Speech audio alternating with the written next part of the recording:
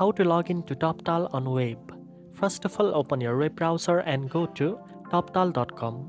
Once you are on the home page, look at the top right corner and click on the login button.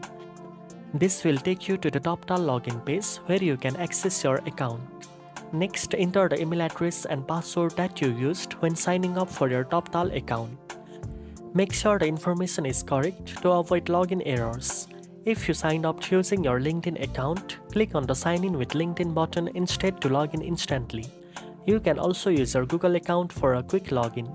After entering your credentials, click on the Login button to proceed. If your details are correct, you will be redirected to your Toptal dashboard where you can manage your profile, check new opportunities, and connect with clients. If you have forgotten your password, simply click the Lost Password link below the login form. Then enter your registered email address and Toptal will send you instructions to reset your password. Once you have successfully logged in, you can start exploring freelance project, update your profile, or manage your application directly from your Toptal account. Now you know how to log in to Toptal on web.